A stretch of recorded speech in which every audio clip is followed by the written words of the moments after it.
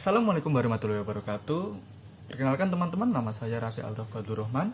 Dan pada video kali ini saya akan menjelaskan mengenai apa sih itu indikasi geografis, bagaimana perlindungannya, dan bagaimana dasar hukum yang mengatur mengenai hal tersebut. Nah, pertama-tama kita mulai nih dari apa sih itu indikasi geografis.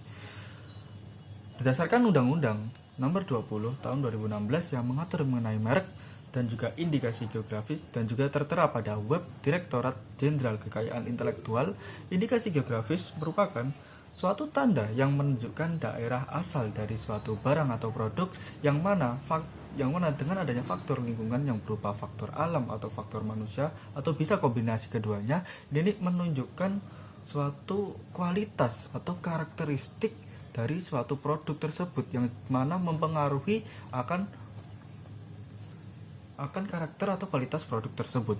Nah, jika kita lihat dari definisi tersebut, contoh-contohnya yang ada seperti di pasaran, semisal adanya seperti dodol Garut, penamaan daerah setelah produk atau barang, adanya gudeg Jogja, coto Makassar, pepek Palembang, dan sebagainya. Nah, lantas mengapa nih indikasi geografis ini menjadi sangat penting atau perlu adanya perlindungan yang mengatur mengenai indikasi ini? Dikarenakan yang pertama, indikasi geografis ini dapat menunjukkan atau dapat sebagai memperjelas identifikasi produk atau memperjelas nih produk ini sebenarnya berasal dari mana.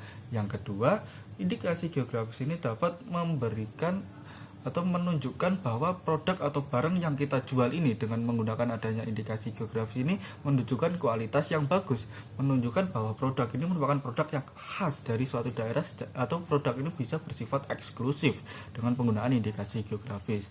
Yang kedua ialah menghindari adanya praktek persaingan curang. Dan yang terakhir ialah atau dengan menggunakan indikasi geografis kita secara tidak langsung juga ikut berkontribusi atas perkembangan industri suatu kawasan atau daerah sesuai dengan penamaan indikasi geografis tersebut. Semisal nih, kita mendaftarkan indikasi geografis ini dengan nama dodol, semisal ini hanya semisal dodol Garut. Nah, secara tidak langsung nih kita mempersepsikan bahwa Garut ini terkenal akan daerah pembuatan dodolnya, yang mana itu suatu yang khas, eksklusif, dan tentu berbeda dengan daerah lainnya.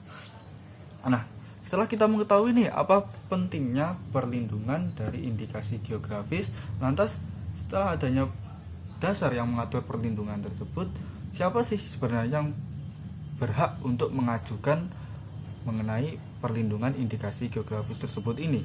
Ya, mengenai perlindungan indikasi geografis ada dua sebenarnya. Pertama, teman-teman, lembaga masyarakat yang mengusahakan atau sedang membuat suatu produk atau barang berupa itu mungkin bisa sumber daya alam.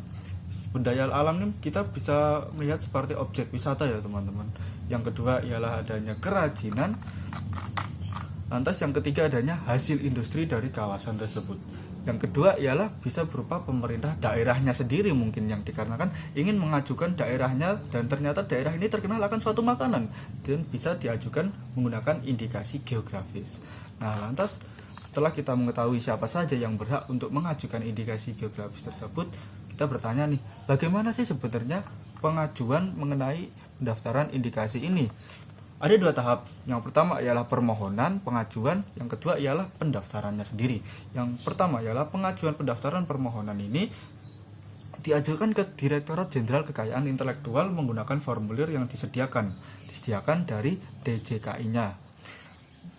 Dan juga surat permohonan dengan lampiran surat kuasa khusus apabila dikuasakan, bukti pembayaran biayanya, dan juga 10 lembar etiket indikasi geografis. Tidak lupa nih, permohonan ini juga kita ajukan dengan permohonan pendaftaran nama dari indikasinya dan juga dokumen deskripsi mengenai indikasi geografis tersebut.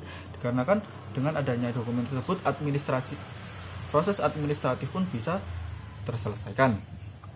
Nah, setelah beberapa persyaratan permohonan pendaftaran ini telah tercukupi, kita masuk ke proses pendaftaran indikasi geografis tersebut. Indikasi geografis tersebut pendaftarannya diatur pada bab 9 pasal 56 sampai 62 Undang-Undang Nomor 20 Tahun 2016 yang mengatur tentang merek dan indikasi geografis tersebut. Indikasi geografis. Yang pertama ialah permohonan seperti yang di awal, dan juga setelah persyaratan selesai, proses ini lantas dipegang oleh DJKI yang langsung mendaftarkan produsen pemakai indikasi geografis tersebut dalam daftar umum pemakai indikasi geografis dan mengumumkan nama serta informasinya di berita resmi DJKI. Nah, setelah indikasi geografis ini terlindungi nih, lantas bagaimana apabila terjadi pelanggarannya atas penggunaannya? Nah, hal tersebut juga diatur pada pasal 66 Undang-Undang Nomor 20 Tahun 2016 mengenai tentang merek dan indikasi geografis, yang mana pengaturannya berupa pelanggaran ini mengenai penyalahgunaan hak atau penggunaan indikasi geografis yang dapat menjelekkan suatu nama daerah atau suatu produk indikasi geografis yang sudah terdaftar sebelumnya, dan juga beberapa penyalahgunaan seperti penyalahgunaan tidak resmi, administrasi tidak kurang, dan setelahnya. Nah, setelah kita mengetahui ini,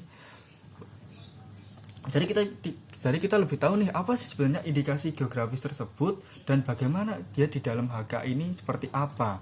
Nah, mungkin seperti itu saja penjelasan saya, teman-teman. Dan apabila terdapat kekurangan mungkin bisa ditambahkan di dalam kolom komentar. Sekian, terima kasih.